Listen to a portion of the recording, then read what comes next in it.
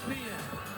We're at the Pete Maravich Assembly Center, known as the PMAC, on the campus of LSU, as the second-ranked Tigers host the ninth-ranked Alabama Crimson Tide.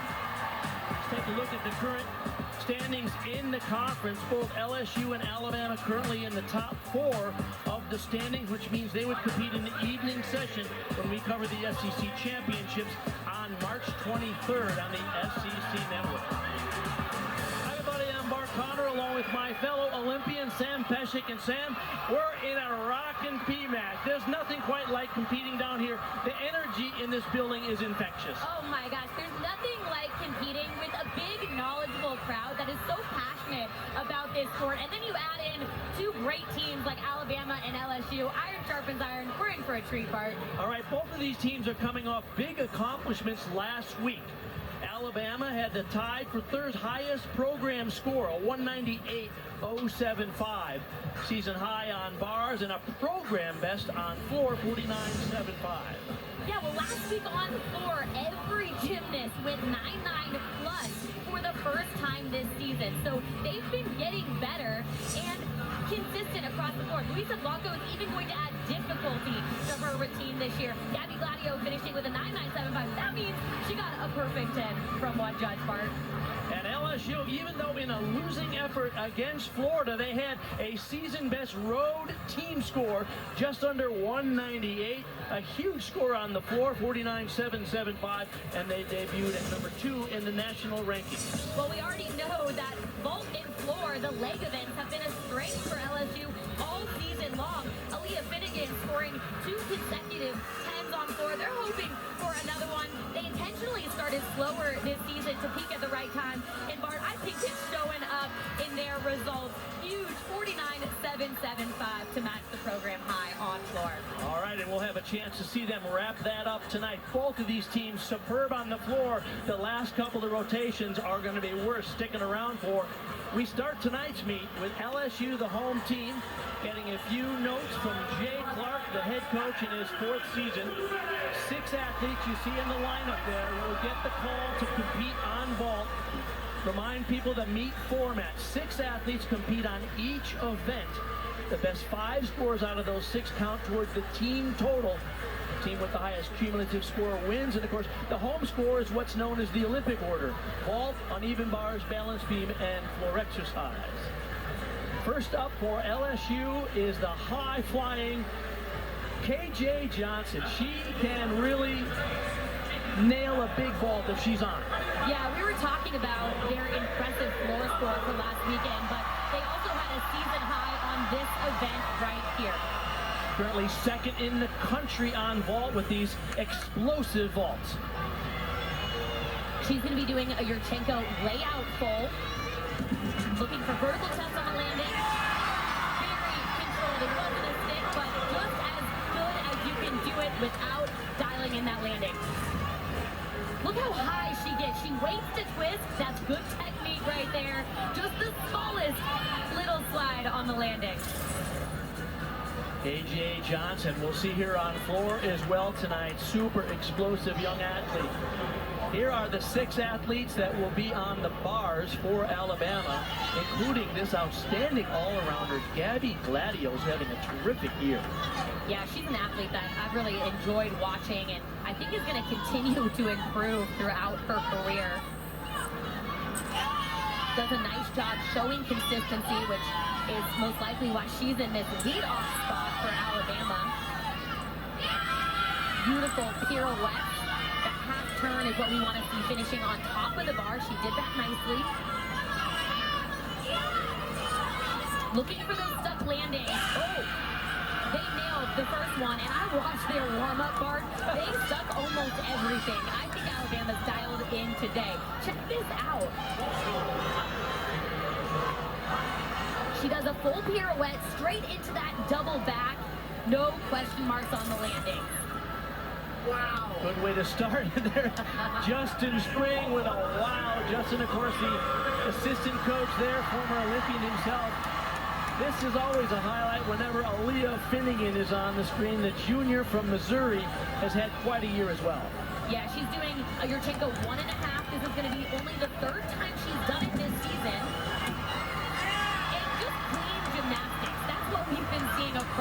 board for Aaliyah Finnegan.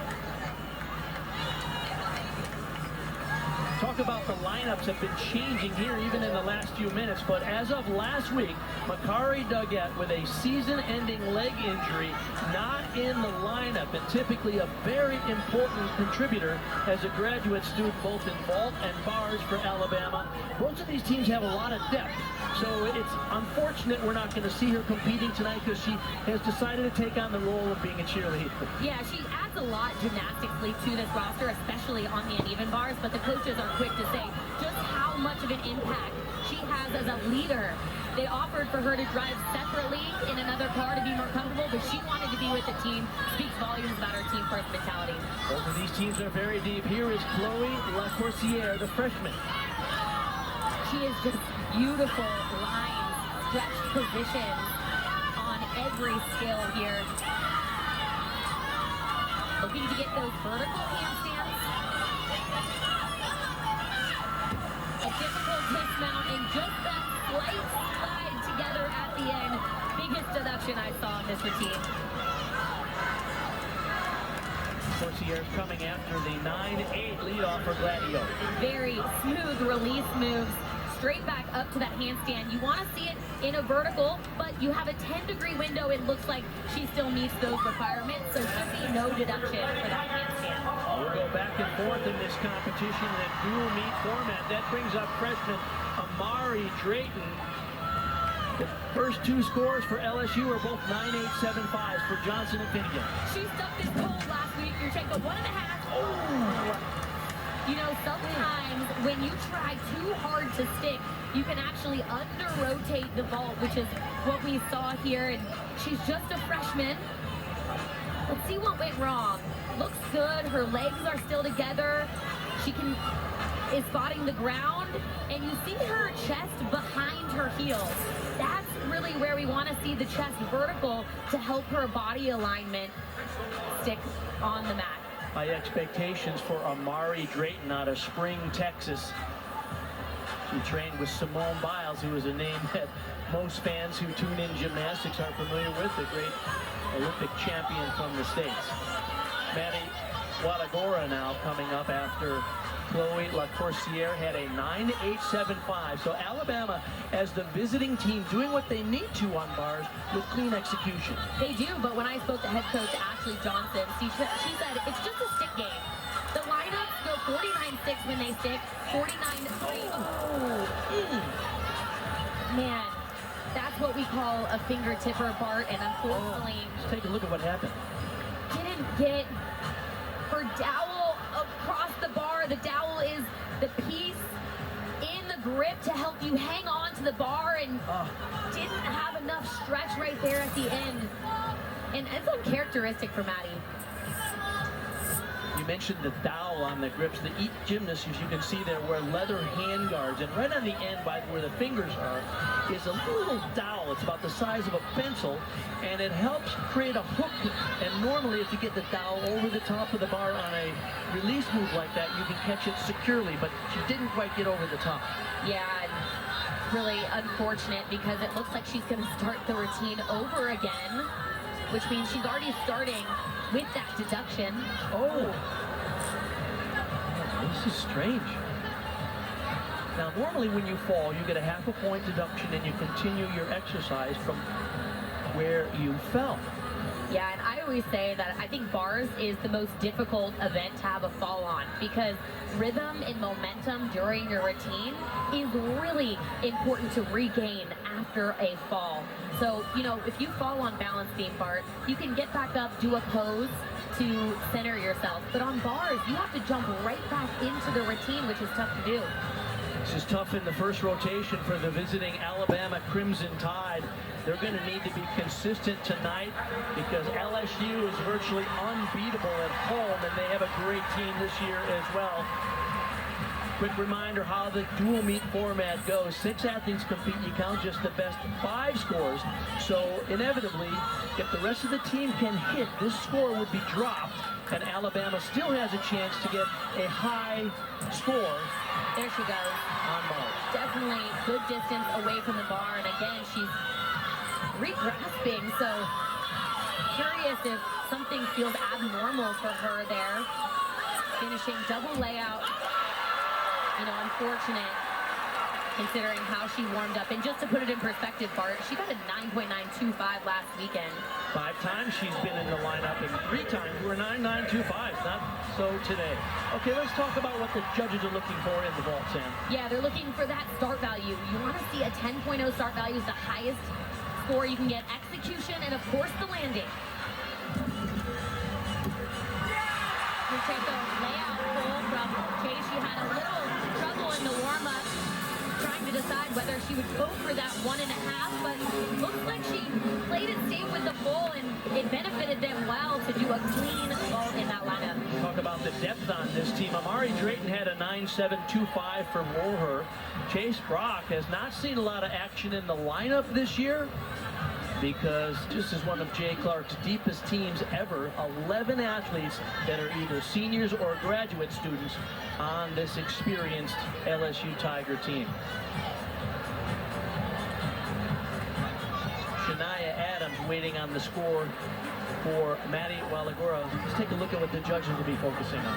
Yeah, the judges are looking for the vertical handstands, those release moves, good distance away from the bar, and of course the dismounts. You want to see clean shapes in the air and minimal deductions, hopefully a stuck landing. Now she's waiting for the judges to calculate. Now it's interesting because Walagora, she had a mistake, and many times for the judges, it's harder to calculate a routine that has to be recalibrated based on what is the actual difficulty of it. Forget about the execution with the 2 falls. Yeah, it adds a little bit of difficulty for the judges and a lot of difficulty for the next competitor up, because Shania is now having to wait a little bit longer. But what's interesting, and I think this is a positive actually for Alabama on bars, is head coach Ashley Johnson said that Shania does better when she's under pressure, when there's a lot on the line, and when she gets thrown in. So it feels like the perfect storm for Shania to rise to the occasion right now, and moment where she's been able to do this in the past. 4 times she's been in the lineup. There is Ashley Johnston, the head coach at Alabama. 4 times Adams has been in the lineup this year. Last week had a 9.95. And once again, Alabama competing without Makari Doggett, who typically is a consistent 9.9 plus on this event.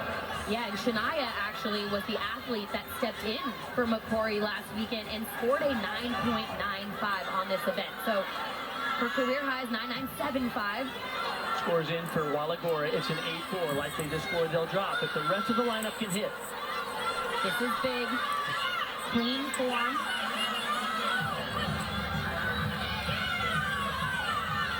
Fighting that positioning on the pirouette just slightly, but you know, what she's likely thinking is, I just have to make this routine.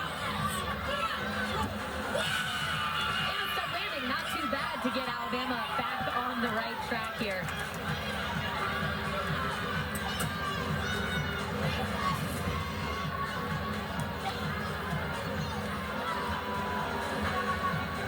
She has such clean gymnastics. That giant full pirouette on top of the bar is what we call it. Beautifully done into that double back. Back to the vault now for LSU. These last 2 vaulters are spectacular. This one is Kaya Johnson coming after Chase Brock had a 9.875. The most difficult vault in NCAA, Yurchenko double full. She stuck it last weekend. She was close here. I mean, it is so impressive. Look how fast she twists and is able to just drill it to the ground with almost no movement. Really impressive. We've seen her with a little cleaner form in previous competitions, but the most difficult vault being done in college gymnastics these days, and it's amazing. It's a young lady who came back from a torn Achilles, and she's still contributing in a major way. Here are the scores for Alabama at this point. Shania Adams getting them back on track with the 9.8 after the 8 fall. 8-4. Here is Luisa Blanco, many-time All-American. Yeah, this is an important routine for her, and the last person in the lineup need to deliver here. And an athlete like Luisa is definitely capable, doing a nice job with her precision. It's really her specialty on this event to just place her skills in the right area. It was a hit routine. We've seen her drill the landing, not quite able to do that tonight. But look how sharp her skills are. Legs are glued together when she twists. And that handstand meter right on the line there. But still looks like she's in the 10 degrees. Anything 10 degrees or less would incur no deduction for that.